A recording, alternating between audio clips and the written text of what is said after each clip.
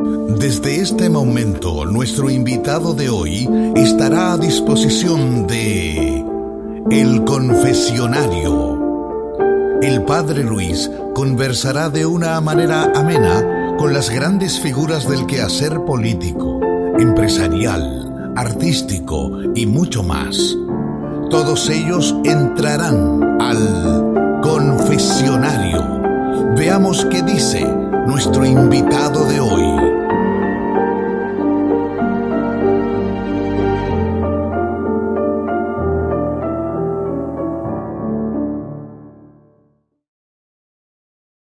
Hola, bienvenidos a su canal, Si el Padre lo dice. Tenemos el agrado de estar hoy con José Luis Tapia Rocha, conocidos para muchos de ustedes, y también para los que no lo conocen, poder conocer desde ya su plan, su proyecto, quién es, qué es lo que está haciendo y por qué hoy ha tenido a bien visitarnos. José Luis, buenas tardes, bienvenido a San Isidro, a tu casa, en Digital Producciones y al programa Si el Padre lo dice. Cuéntanos un poco quién eres, a qué te dedicas, cuáles son tus expectativas y por qué has venido aquí hoy. Muchas gracias, Padre Luis. Fíjese, nosotros hemos fundado un partido, hemos organizado un proyecto político que se llama Partido de Evolución. Nuestra idea es darle al Perú una alternativa totalmente diferente, incluso le decimos radical. Y yo como persona estoy empujando, digamos, hacia el carro y estamos llevando este proyecto hacia adelante hace 3 años. Yo soy economista de profesión, salió de la universidad en el año 91 y ya desde ahí estaba inquieto por la política. O sea, te imaginas la idea de ver una salida de un gobierno de corte socialista, entrando un nuevo gobierno que no se sabía en ese momento qué era. Y yo al menos cuando salí de la universidad no me habían enseñado la política como tal. Entonces me dejó impresionado el discurso de Vargas Llosa. Era un discurso totalmente moderno, diferente a lo que uno está escuchando durante la década de los 80. Entonces yo dije, ¿esto cómo puede ser? ¿Cómo es que mi universidad no me ha enseñado lo que yo escucho? No entiendo bien cómo es la lógica del mercado libre, porque eso habla de Vargas Llosa. Entonces ahí me inscribo en el Movimiento Libertad en el año 90. Entonces, habiendo terminado la campaña, ¿no? Entonces ya te imaginas ese partido Movimiento Libertad, en el agosto de 90 no había nadie, claro. Nadie había. Claro. Entonces yo dije, bueno, yo no he venido para, digamos, hacer carrera política inmediata. Yo quería aprender lo que era la ideología liberal. Me metí al Secretaría Nacional de Cultura, de Ideología y Cultura, que lo tenía Enrique García ahí. Claro. Entonces, en un tallercito que se llamaba Economía de Mercado, una perspectiva, me di con la sorpresa de que me dieron un capítulo de la acción humana de Mises y ahí estaba el capítulo de monopolio, que los profesores decían es malo, es condenable, y en cambio Mises decía si el monopolio es constituido por la voluntad de los consumidores, está todo bien, porque ese es el mercado libre. Si quiere una empresa, una empresa. Entonces ahí iba caminando y iba haciendo un poco de difusión de las ideas de la escuela austriaca en toda la década del 90, con mi socia que se llama Miriam Ortiz. Fundamos en el año 98 el Instituto de Libre Empresa y ahí hicimos un poco de articulación un poco más formal de las ideas con las universidades. Trajimos 2 economistas bastante conocidos en el mundo liberal. Uno se llamaba Israel Kirzner, que es el representante en ese momento de la Escuela Austriaca de Economía, y Mark Skousen, que era Chicago y austriaco. Seguimos adelante con nuestra tarea de difundir el Instituto de Libre Empresa y ya por el año 2003 conocí a Alberto Mansuetti, que es digamos, la persona con la que yo me formo y Miriam también, y hacemos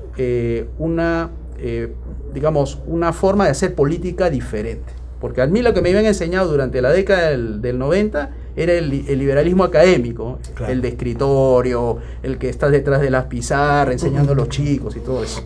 Y con él veo una perspectiva diferente. Entonces, ese proyecto nace, en realidad la inquietud nace en el 2003. Fundamos el Partido Liberal del Perú, así se llamaba. Y queríamos ponerlo al hijo de Vargas Llosa de candidato, y por cierto no aceptó, ¿no?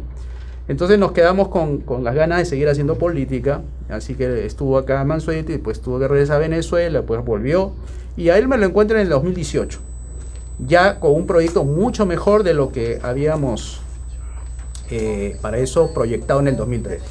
Y ese proyecto se llama La Gran Devolución, ¿no? Ese proyecto, La Gran Devolución, es lo que ahora estamos formando en el partido político, ¿no? Entonces, ese partido político que estamos, digamos, empujando el proyecto, tiene, digamos así, es una serie de componentes que seguramente más adelante lo vamos a ver. Pero son 4: el proyecto, el programa, el plan y los principios, ¿no? Entonces, este proyecto yo te lo puedo regalar. Este es digamos, el documento base sobre el cual nos basamos todos los que estamos en el Partido de Evolución. Muchísimas gracias, José Luis. Proyecto político La Gran Devolución, efectivamente. Yo quiero hacer, antes de ir a las preguntas más reflexivas, ¿cómo es tu visión actual de lo que está viviendo la patria? Yo tengo una perspectiva optimista. Yo veo una gran oportunidad de que los peruanos tengamos esa valentía de tomar las ideas de la libertad, principalmente constituido en el programa Las 5 Reformas, para darle un giro, darle un nuevo rumbo. Eso es importante. Y esta oportunidad se va a presentar siempre que nuestros compatriotas abracen este proyecto. Yo creo que no tienen otra alternativa. Yo creo que ya se ha probado todo. Y lo que queda por probar es este proyecto que nosotros le llamamos La Gran Devolución. La Gran Devolución es porque hay una gran usurpación de poderes, recursos y funciones. Entonces, esa oportunidad creo que la podemos hacer a través de un partido político, porque así enseña la ciencia política. En un sistema de partidos, republicano, de democracia, los partidos hacen los cambios, ¿no? Entonces estamos en esa perspectiva de hacer los cambios rápidos, radicales y simultáneos. Rápido, radicales y simultáneos. No hay tiempo que esperar. Perfecto. José Luis, si tú tienes una visión positiva, si tú tienes una visión de esperanza, ¿no es cierto? ¿Por qué en plena campaña de segunda vuelta tú llamas al voto nulo o viciado, ¿no? Cuando había la amenaza de un gobierno comunista que llegue al poder? Porque es una de las cosas que se te quiere preguntar, ¿verdad? Entonces, tienes la oportunidad de respondernos ahora. Por supuesto que sí. Creo que hemos hecho un gran bien al país señalándole lo que se venía a venir. Nosotros le dijimos: no voten por los candidatos actuales. Si quedan en la segunda vuelta entre la señora Keiko y el señor Castillo, van a hacer más de lo mismo. Si uno lo eligen, supongamos la señora Fujimori, vamos a tener a Castillo en las calles tratando de derrocar al gobierno. Y si tenemos al señor Castillo de presidente, vamos a tener a la derecha golpeada por haber perdido, también queriéndolo sacar. Así que el noviembre rojo, que es el noviembre del año pasado, se va a volver a repetir en esta época. Y nosotros se lo adelantamos, se lo dijimos al pueblo peruano. No hay otra opción. No son ellos la opción. Ellos son parte del sistema que nos ha conducido a noviembre del 2020, donde en una semana hemos tenido 2 presidentes. O en 4 años o en 5 años hemos tenido 4 presidentes. Eso en ninguna parte del mundo se puede ver como una salida importante, cuando en realidad el cambio ni siquiera es de personas. El cambio es de sistema. Entonces, eso es lo que quería decir al pueblo peruano, que hemos hecho bien, los hechos nos están dando la razón, y esas consecuencias las estamos sufriendo por haber elegido a cualquiera de los dos, en este caso el señor Castillo. Y eso es algo que nosotros no tenemos que disculparnos, más bien nos reafirmamos en ese compromiso de darle a los peruanos una salida, una alternativa, ¿no? Actualmente, en tu proyecto, ¿qué puede hacer un joven liberal si quiere liderar en devolución? Un joven liberal que te está escuchando, que te está mirando, que te admira o que quiere seguirte, ¿qué puede hacer hoy en día? Un joven liberal tiene la oportunidad, primero, de seguir los pasos que estamos siguiendo, que se llama el FOPRA.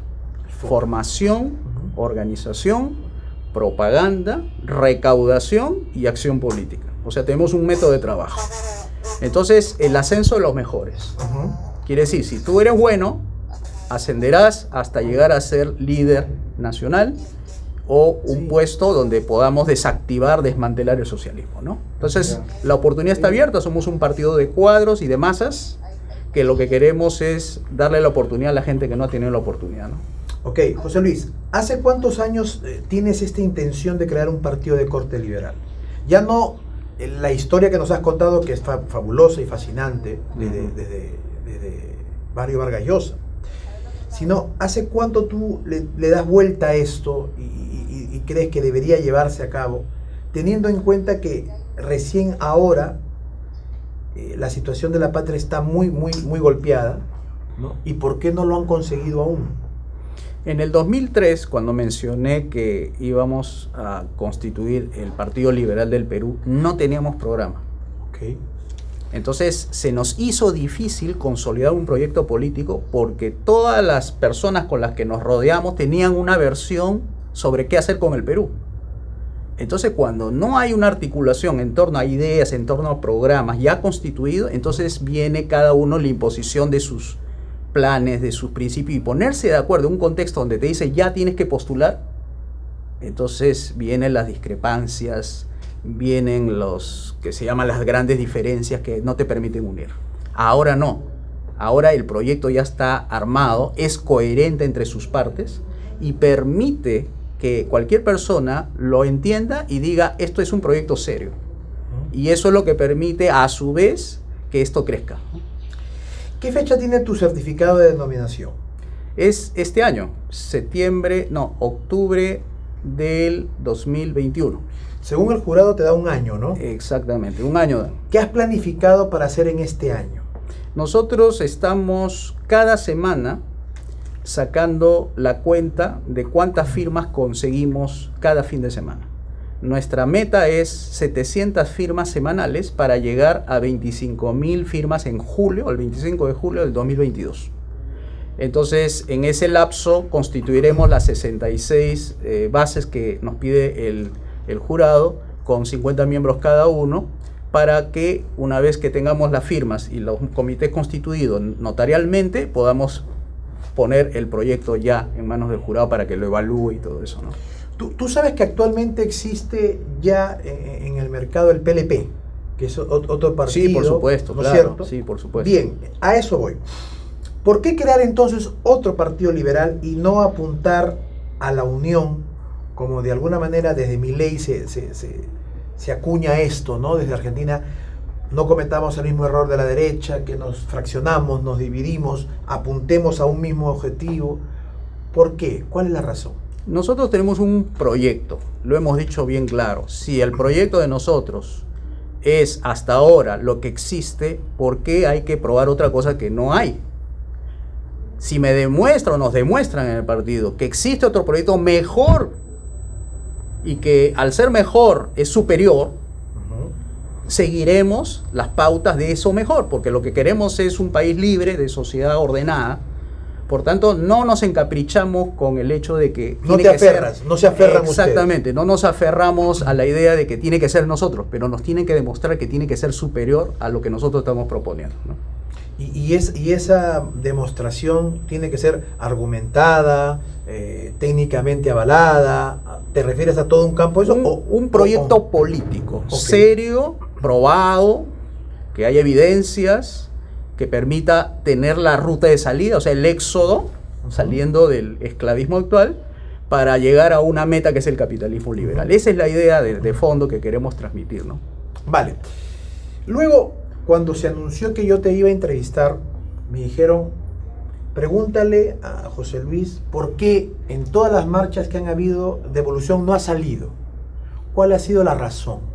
¿Podrías decirnos, por supuesto, las marchas no hacen caer al comunismo.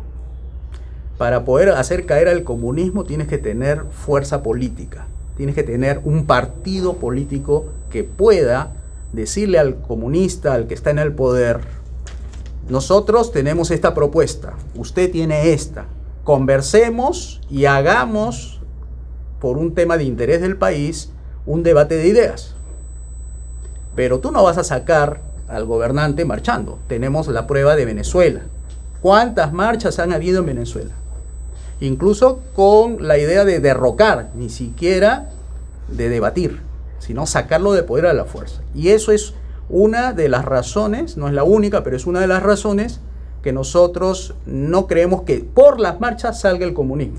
Tiene que ser una propuesta, un proyecto político, un partido que permita hacer la salida, ¿no?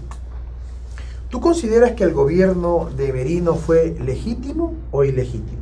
Por supuesto que ha sido legítimo, bastante bien votado, ha sido limpia la votación, ha sido destituido ilegítimamente, porque ha habido una oclocracia.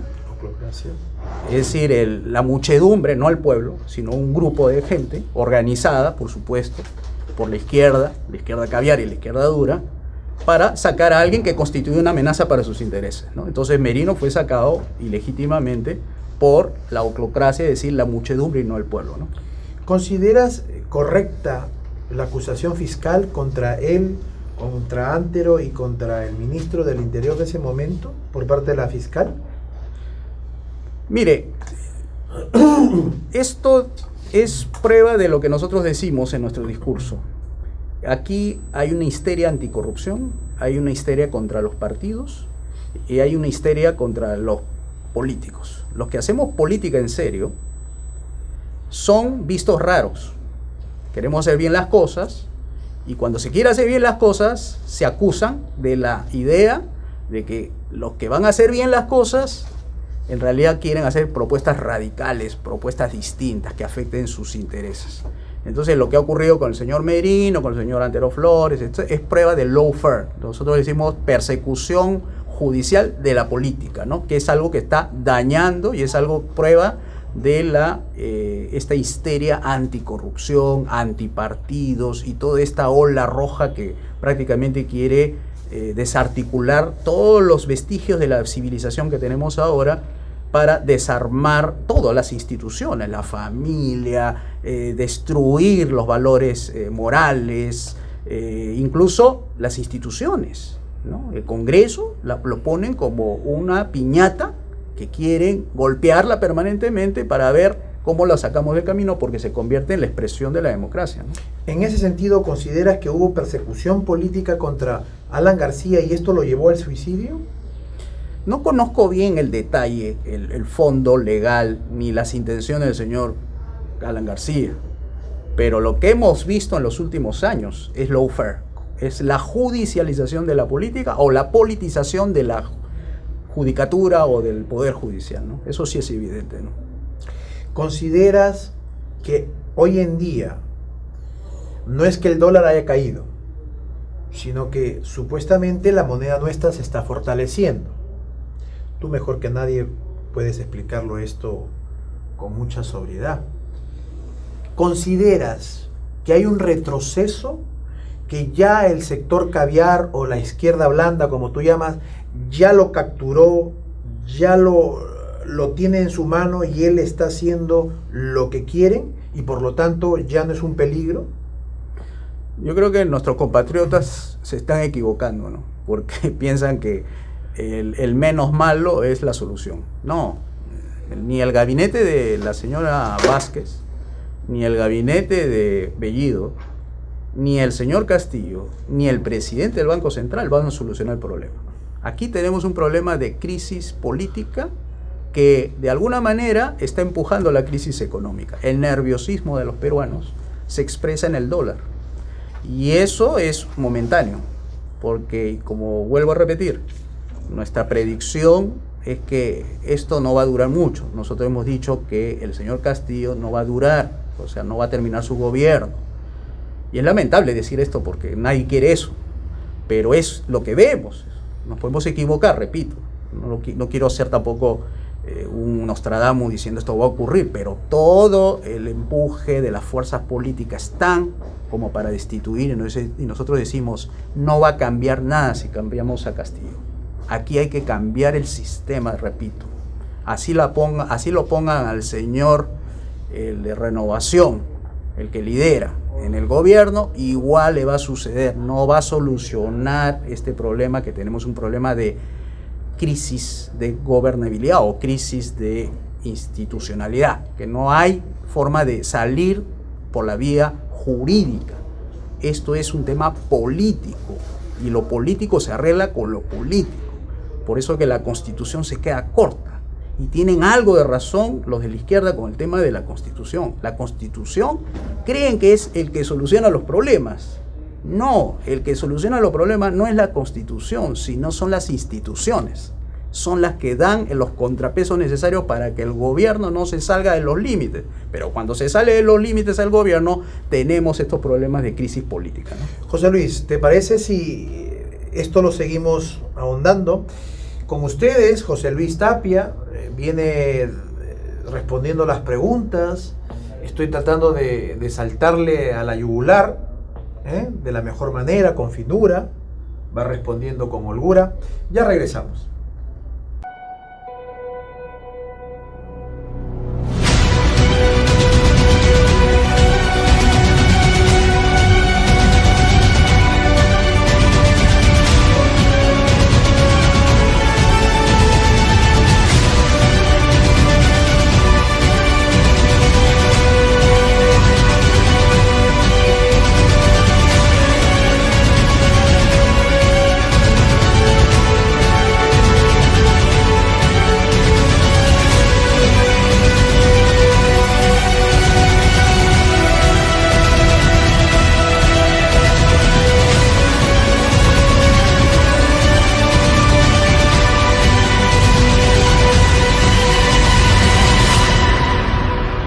Partido de Evolución.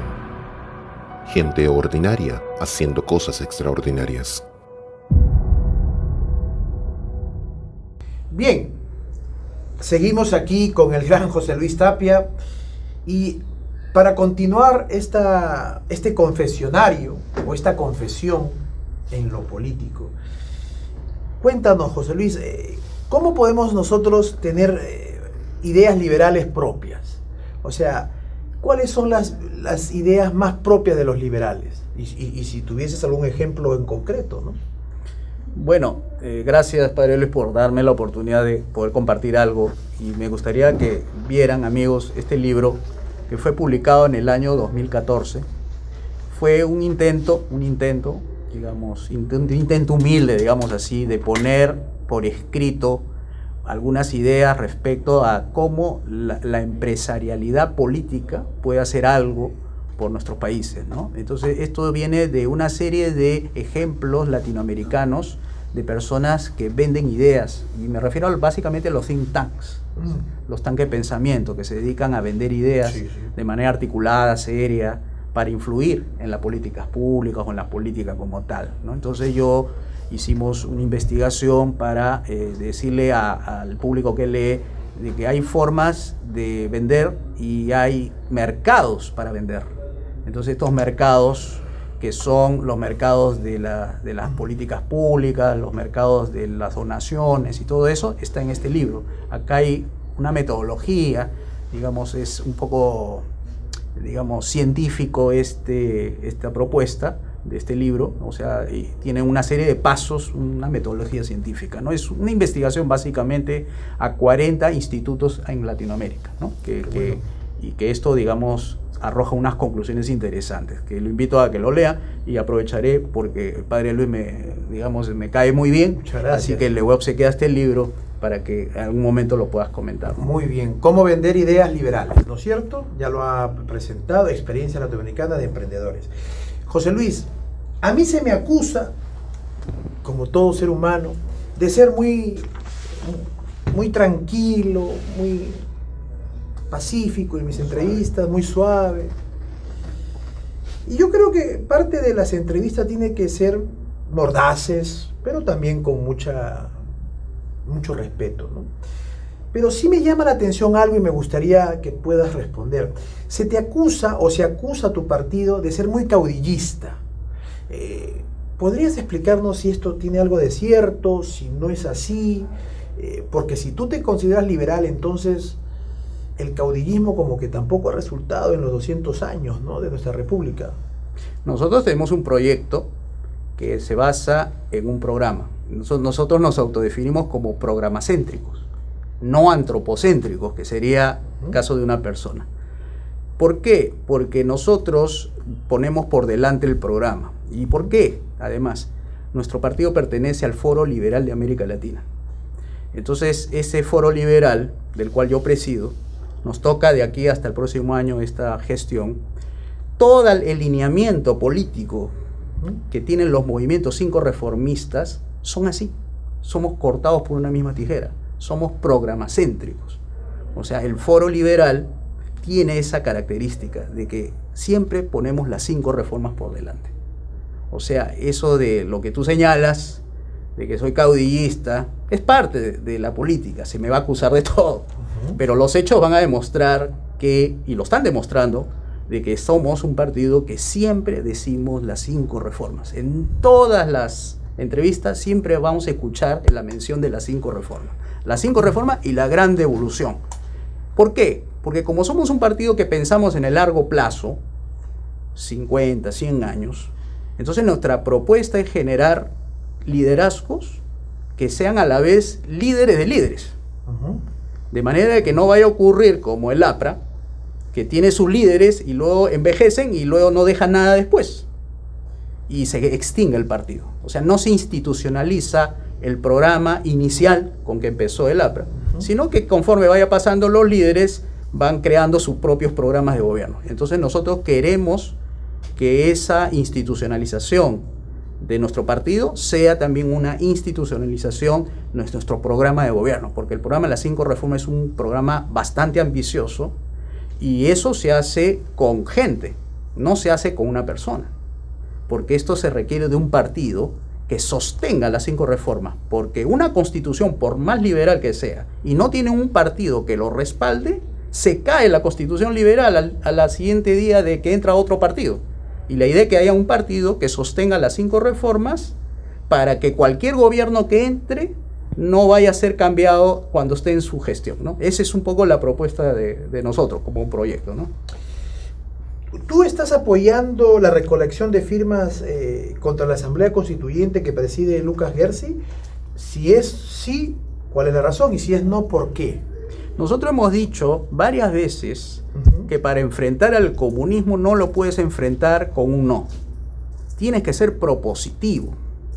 Y lo que nosotros estamos advirtiendo también es que con un no va a ganar. Es decir, la derecha va a fracasar si insiste en presentarle al pueblo peruano un no a todo. Y un no es un inmovilismo. O sea, la alternativa de decir no a la constituyente es el inmovilismo. Y la gente votó por Castillo por el cambio, no por el inmovilismo. Entonces, si tú pones una propuesta del no y una alternativa diferente, que es cambiar la constitución, el enemigo, en este caso el comunismo, está siendo propositivo. Y el que está siendo negativo es la derecha. Entonces, ¿cómo sales de un problema donde alguien es reaccionario frente a un accionario? Tú tienes que ser accionario. Y por eso nosotros decimos, no es suficiente el no a la constituyente. Hay que presentar una alternativa. Y ahí nosotros hemos propuesto la consulta popular por las 5 reformas. Nosotros decimos, déjenos liderar esta propuesta para que en la parte de atrás, en la defensa, estén los del no, o sea, los que no quieren cambiar la constitución, ok, pero ustedes son la línea de defensa, la línea de retaguardia. En cambio nosotros seríamos la línea ofensiva, la línea accionaria, para poder ganarle en la cancha contraria al comunismo. ¿Con qué? Con la propuesta de las 5 reformas. Porque ahí los señores del comunismo, los señores de Perú Libre, van a tener que demostrar que su constitución es superior a las 5 reformas. José Luis, ya que tú hablas sobre el estar quietos en la inmovilización, el inmovilismo, y que el pueblo votó por un cambio, ¿no te parece que cuando llamas a no votar ni por uno ni por otro, también es ser una persona que no quiere tomar parte en el partido, sino que se distancia y se queda quieto y se queda inmóvil? Porque tú sabes que, por ejemplo, si se hubiese llevado a cabo el voto y no se hubiese alcanzado, volvían a repetir las elecciones con los mismos candidatos de segunda vuelta. O sea, era una pérdida de tiempo. ¿Cómo sales de esa encrucijada? Si se daba esa situación, el problema no era jurídico, el problema era político. Okay. Porque ahí le estarías diciendo al pueblo peruano, no estamos conformes con estos candidatos que eran en total 20. Entonces se desata una crisis política y se canaliza muy bien una crisis política con un proyecto político. Entonces ahí vamos a entrar con la propuesta, decirle, señores, este sistema ha caducado, hay que vacar al sistema y hay que reemplazarlo por uno nuevo. Porque estos jugadores no han dado las garantías necesarias para darle estabilidad política al régimen. Y el régimen se está viniendo abajo. Entonces nosotros proponemos una solución distinta. No con los mismos jugadores, sino abran la cancha para nuevos movimientos. Entre eso entraremos nosotros, el Partido Libertario del Perú, entrará Tu Independencia, es decir, todos los partidos que existan que entren a competir sin ningún tipo de restricción, para darle oxígeno, para que no se convierta la política en violencia. Por eso nosotros dijimos, no voten por el sistema actual, que el sistema es inestable, va a darnos más crisis a futuro. Por eso dijimos, no voten, voten en blanco, o no voten o contabilicen el voto en blanco, ¿no? Si Devolución tiene este espíritu de libertad y de grandeza, cuéntanos un poco en aras de la transparencia, ¿cómo se está financiando? ¿Cómo está haciendo para llegar a tantos sitios, tantos lugares? Cuéntanos. Nosotros tenemos la bendición de Dios de poder tener cada uno la posibilidad de aportar 25 soles mensuales. Entonces nuestros miembros, nuestros militantes, los dirigentes, estamos poniendo nuestro granito de arena. Hubiera sido fácil aceptar una serie de propuestas de empresas, pero te hipotecas. Lamentablemente los empresarios grandes, no estoy diciendo los chiquitos, los grandes son mercantilistas. Es decir, yo te doy, pero ¿qué me das? Por eso nosotros hemos optado por tomar distancia con esas empresas. O nosotros ponemos la agenda o no aceptamos nada. Es decir, no nos condicionen a poner las 5 reformas por delante. Porque nosotros sabemos, te pongo un ejemplo, el caso de la minería. Las empresas mineras son bastante ricas en términos de presupuesto. Pero una de nuestras propuestas es eliminar el artículo 66. O sea, privatizar el subsuelo, que puede ser por el método Turgot o por el método anglosajón. Y ese hecho ya afecta los intereses de estas empresas mineras. Completamente. Pero nosotros le decimos, para que vean cómo es un poco la retorsión de esta propuesta, nosotros le decimos, ustedes están pagando una serie de tributos, son como 9 tributos. Y aún así, ustedes ganan. ¿Nosotros qué proponemos? Un solo tributo, el impuesto general a las ventas.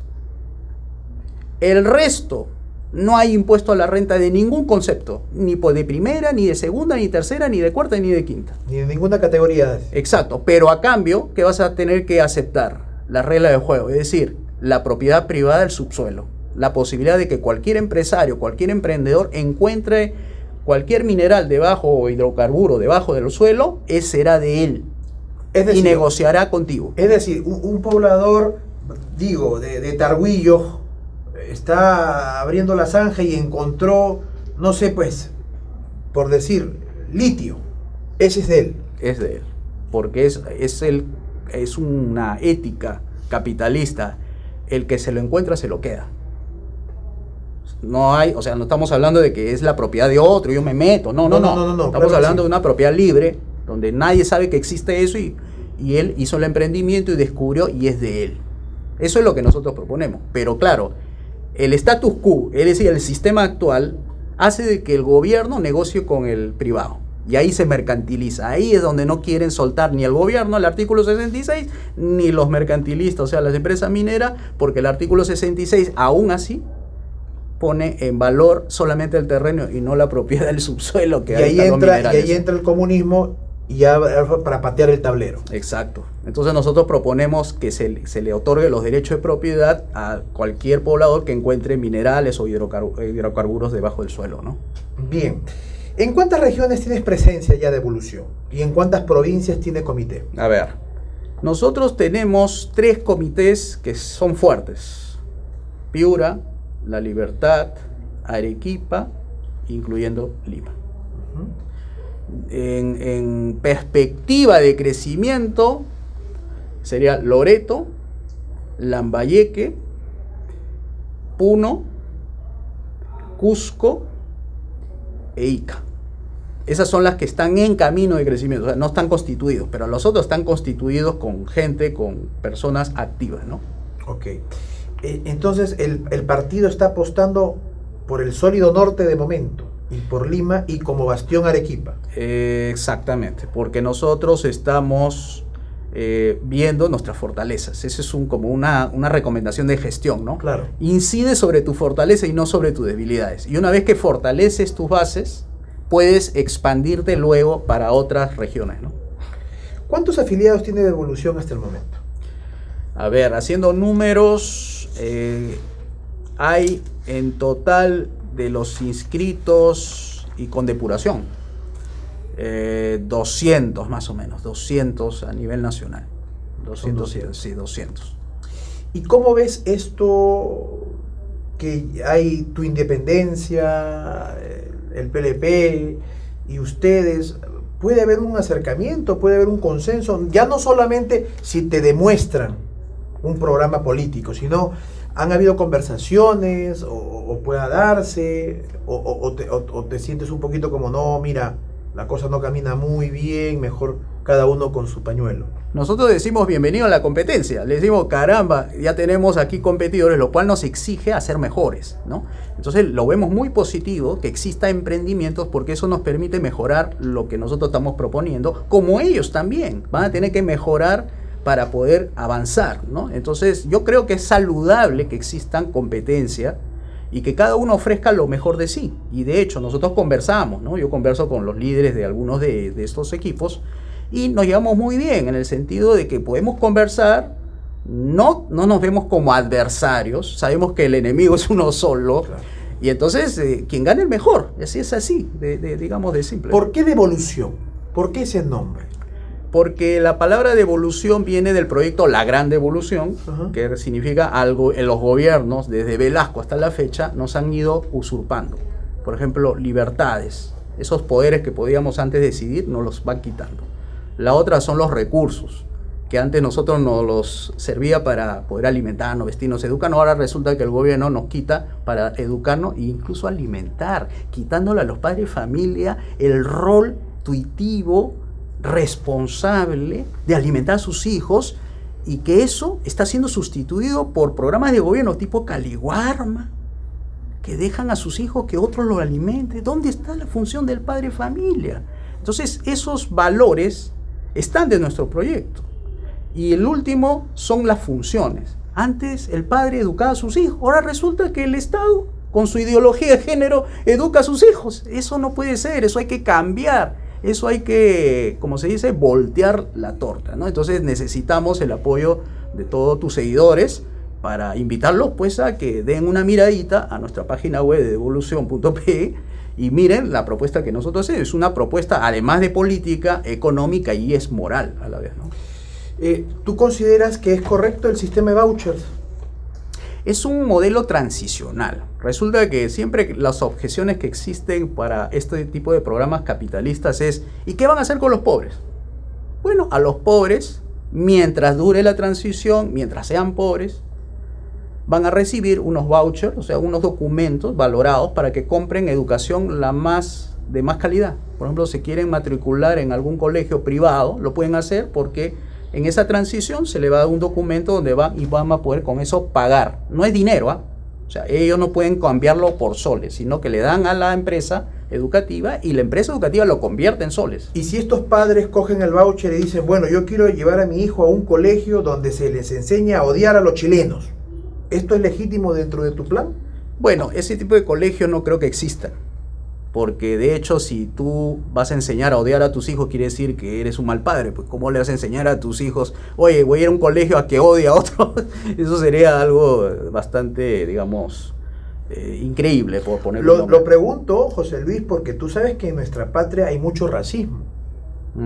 Y entonces a lo mejor un padre de familia que viene del Ande o que es campesino no quiere que su hijo esté con que supuestamente, no suscribo, pero es lo que se dice, esté en un colegio donde haya blancos, donde haya criollos, donde haya mestizos, y él no lo quiere. Entonces yo quiero que mi hijo no se contamine. ¿Esto es legítimo dentro de tu plan? No es legítimo, pero tampoco me niego a la posibilidad de que existan. Y si existen, vamos a ver cómo el mercado va a ser selectivo, porque esos niños, esos jóvenes que se educan en esos colegios van a tener unos valores equivocados, y el gran pueblo peruano no va a aceptar ese tipo, o sea, van a rechazar a ese grupo. Por tanto, ¿existirá? Es posible, pero será una minoría, y además nuestro gobierno va a ser fuerte. O sea, es un gobierno que no va a permitir la violencia por ningún motivo racial o de otro tipo, por lo que nosotros estimamos que ese tipo de colegios van a desaparecer en el tiempo, ¿no? O sea, ningún profesional va a ser bueno teniendo valores de ese tipo, porque estamos ahora en una situación en la cual es tanta la competencia por profesionales que tienen que aceptar lo que le pone al mercado, es decir, gente blanca, gente de color, gente en inglés, gente en español, con determinadas actitudes, etcétera, que va a tener que jugar a favor de este grupo humano para que su proyecto organizacional tenga éxito dentro del mercado y sean personas de buen valía, y puedan ser personas que tengan acercamientos a un público que quiera, o por lo menos esperen de ese proyecto empresarial lo mejor para que sean bien tratados el público peruano, ¿no? Y en el sector salud, ¿qué propones? Igual nosotros en una transición haremos que esos vouchers vayan a la gente pobre para que se atiendan en las mejores clínicas privadas.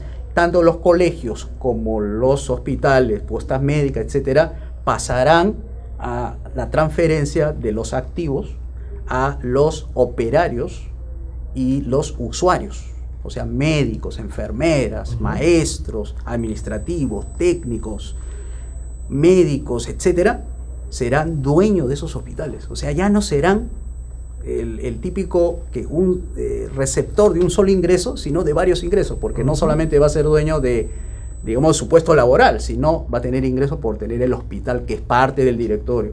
Además, Petroperú, Sedapal y todo eso también se va a privatizar para que reciban esas acciones y puedan tener otras fuentes de ingresos. Entonces, nuestro modelo es un modelo capitalista de muchos ingresos para todos, al punto que nosotros estamos proponiendo esta idea de llegar a los $120.000 al año, que son 40.000 soles mensuales, porque Qatar lo tiene.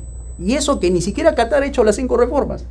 O sea, ha hecho un par de reformitas y miren cómo llega a estos niveles. Entonces nosotros le proponemos al pueblo peruano este tipo de ingresos, pero siempre que sea en abierto mercado, con gobierno limitado. Esa es la propuesta, es poderosísimo, ¿no? Es poderosísimo. José Luis, ¿tienes ahí entre tus manos? Sí. Me parece que es la ficha, ¿no? Sí, por supuesto. ¿Podrías comentarnos, por favor, y hacer uso de ella? Cuéntanos un poco. Muchas para gracias. ver si también puedes animar a la gente, ¿no? Muchas gracias, Padre Luis.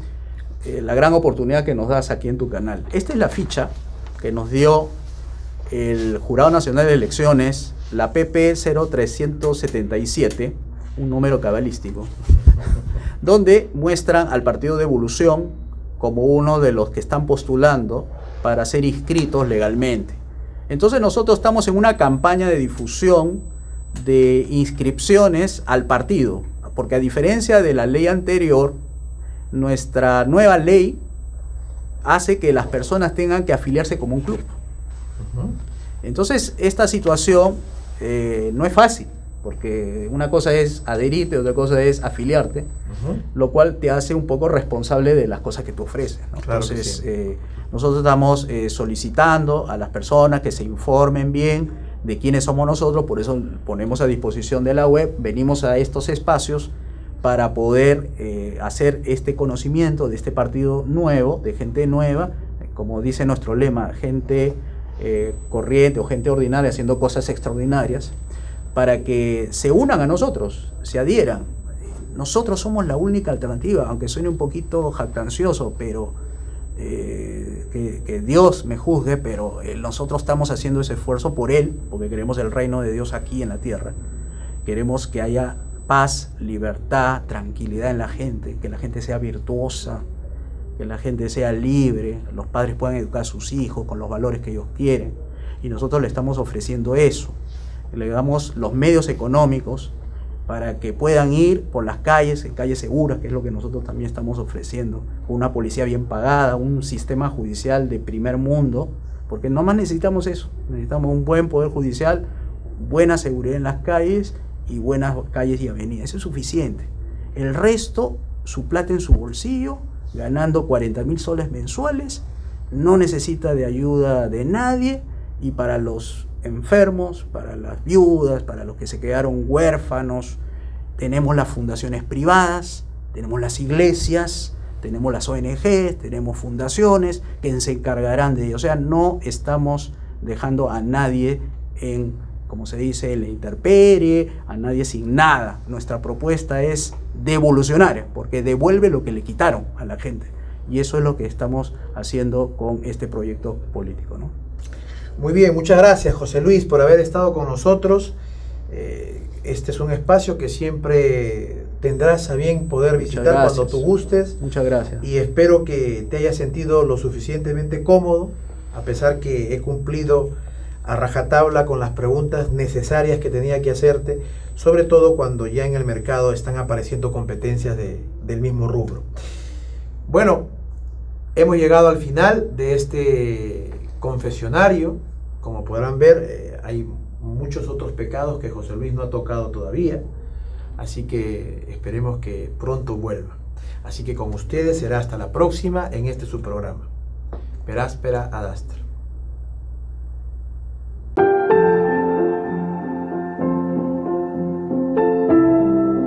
Este fue nuestro invitado de hoy, quien estuvo junto al Padre Luis en el confesionario. En nuestro próximo programa tendremos una vez más a otro personaje público. Les invitamos a seguirnos cuando de nuevo se abran las puertas de El Confesionario.